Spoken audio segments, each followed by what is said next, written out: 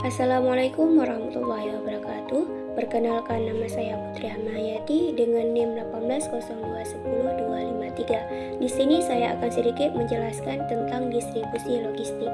Apa sih itu distribusi logistik? Yuk kita belajar sama-sama. Logistik adalah suatu integrasi dari manajemen pengadaan, persediaan, transportasi, dan aktivitas pergundangan di dalam menyediakan atau mempersiapkan alat atau cara yang berbeda efektif untuk memenuhi kebutuhan pelanggan, baik itu internal maupun eksternal. Barang yang ada di dalam logistik terdiri dari benda berwujud dan benda tak berwujud.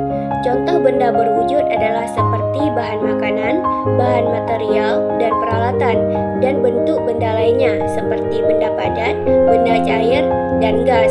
Sedangkan benda tak berwujud seperti data, informasi, energi listrik, dan lain sebagainya. Logistik berperan efektif dalam persaingan yang secara luas diakui sebagai suatu kinerja pelayanan pelanggan yang unggul. Orang berperan sangat efektif dalam persaingan yang secara luas diakui sebagai suatu kinerja pelayanan pelanggan yang unggul. Pencapaian nilai logistik yang didasarkan pada layanan berkualitas tinggi dan pengendalian biaya adalah elemen penting dari suatu bisnis yang berfokus pada peningkatan perilaku pembelian konsumen. Peran logistik kini telah meluas, bukan hanya sekedar memindahkan bahan mentah dan produk saja, tapi juga menciptakan keunggulan kompetitif dengan memberikan pelayanan yang mampu memenuhi permintaan konsumen. Logistik sekarang berperan sangat efektif dalam persaingan yang secara luas diakui sebagai suatu kinerja pelayanan pelanggan yang unggul. Pencapaian nilai logistik yang didasarkan pada layanan berkualitas tinggi dan pengendalian biaya adalah elemen penting dari suatu bisnis biaya yang berfokus pada peningkatan perilaku dan pembelian konsumen. Peran logistik kini telah meluas, bukan hanya sekedar memindahkan bahan mentah dan produk saja, tapi juga menciptakan keunggulan kompetitif yang memberikan pelayanan yang mampu memenuhi permintaan konsumen. Sedangkan distribusi merupakan penyaluran hasil produksi berupa barang dan jasa dari produsen ke konsumen untuk memenuhi kebutuhan manusia. Distribusi adalah salah satu jenis kegiatan ekonomi yang dewasa ini disebut dengan pemasaran. Perdagangan dan perhubungan atau pengangkutan menyelenggarakan suatu fungsi yang sangat penting di dalam dunia ekonomi modern. Adanya penyaluran barang dan jasa dari produsen ke konsumen mendorong kelancaran pemasaran, sehingga tujuan dari distribusi adalah untuk memastikan keberlangsungan kegiatan produksi dan memastikan produk diterima oleh konsumen dengan baik. Manajemen logistik adalah bagian dari manajemen rantai pasokan atau supply untuk menyediakan dan menyesuaikan permintaan konsumen dengan sejumlah tahapan. 7 fungsi utama dari penerapan manajemen logistik, yaitu yang pertama ada fungsi perencanaan dan pemenuhan kebutuhan. Pada fungsi perencanaan dan pemenuhan kebutuhan, artinya manajemen logistik harus mendesain dan menentukan bagaimana serta berapa banyak kebutuhan barang pada suatu kegiatan. Dalam membuat perencanaan, harus didahului dengan analisa terkait kebutuhan barang yang akan digunakan, ketersediaan barang tersebut, serta skala prioritasnya. Selain itu, perencanaan dan pemenuhan kebutuhan tersebut haruslah disesuaikan dengan anggaran yang telah dibuat, aspek ketersediaan dan kemudahan akses untuk mendapatkan barang tersebut. Fungsi kedua dari manajemen logistik adalah budgeting atau penganggaran yang memiliki tujuan memastikan bahwa kegiatan pengadaan barang harus sesuai dengan budget yang tersedia. Budget atau anggaran yang dibuat harus didasarkan pada aktivitas yang sudah ada dalam perencanaan yang sesuai dengan kebutuhan. Dengan adanya budget, maka pengendalian aktivitas akan bisa lebih baik, karena salah satu fungsi dari budgeting adalah sebagai alat pengendali operasional logistik. Fungsi ketiga dari manajemen logistik adalah pengadaan, baik saat kondisi sesuai dengan apa yang ada dalam perencanaan maupun kondisi sebaliknya. Saat kondisi berjalan sesuai dengan perencanaan, fokus pengadaan adalah memastikan barang barang tersedia sesuai dengan kebutuhan, baik aspek jenis, kualitas, kuantitas, maupun aspek lainnya. Sedangkan saat keadaan tidak sesuai dengan apa yang direncanakan, biasanya akan berimbas pada biaya yang seringkali tidak sesuai dengan anggaran yang tersedia. Pada kondisi tersebut, seringkali manajemen logistik harus mencari solusi lain untuk memenuhi kebutuhan barang tersebut dengan anggaran yang ada.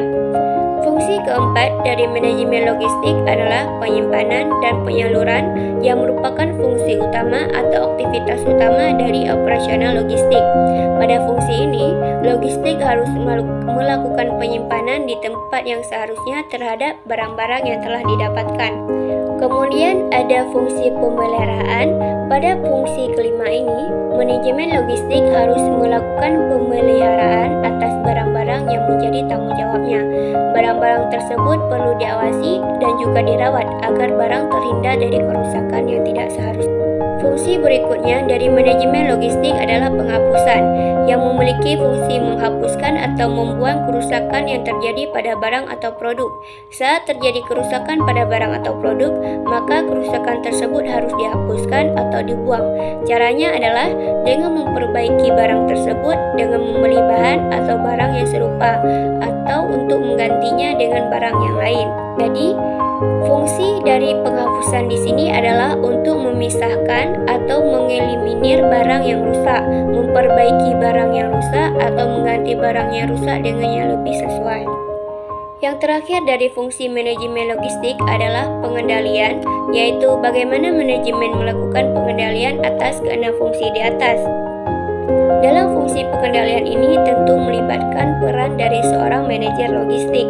Manajer logistik harus mampu mengendalikan keenam fungsi di atas dengan baik. Tujuan fungsi pengendalian adalah untuk memastikan setiap fungsi manajemen logistik dapat berjalan sesuai dengan yang diharapkan.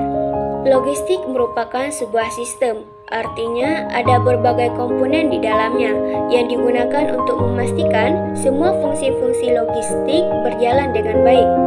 Secara umum, ada 5 komponen utama yang harus ada di dalam sistem logistik. Pertama adalah lokasi fasilitas logistik. Jaringan lokasi fasilitas adalah komponen yang harus dan wajib dimiliki oleh suatu perusahaan. Salah satu cara untuk menurunkan biaya logistik adalah dengan mencari lokasi fasilitas logistik seperti pabrik, warehouse, dan distribusi center yang dapat meminimalkan biaya transportasi, biaya pengelolaan warehouse, dan biaya distribusi produk.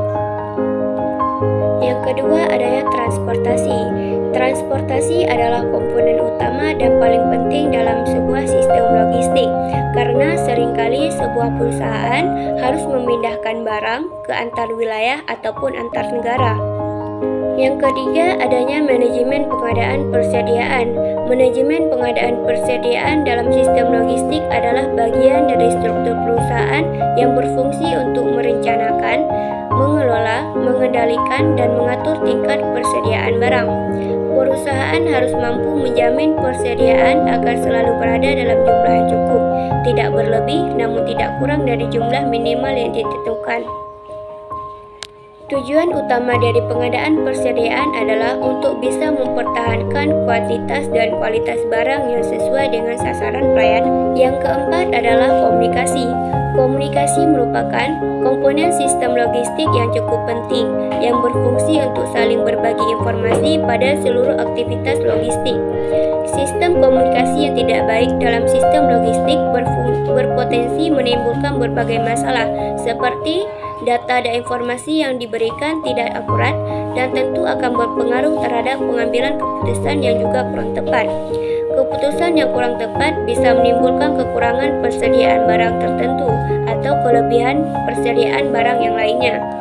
Bisa juga dengan komunikasi yang buruk, maka dapat berimbas kepada komitmen yang tidak semestinya, baik terhadap supplier, pelanggan, atau mitra kerja, dan juga dapat berimbas kepada konsumen apabila tidak memiliki komunikasi yang baik. Komponen utama sistem logistik yang terakhir adalah penyimpanan.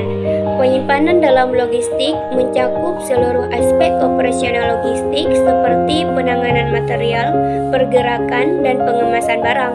Seluruh aspek tersebut berkaitan arus persediaan yang berguna untuk memenuhi kebutuhan atas suatu barang atau material tertentu. Jenis-jenis distribusi.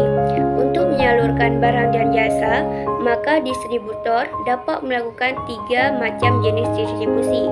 Yang pertama adalah distribusi secara langsung.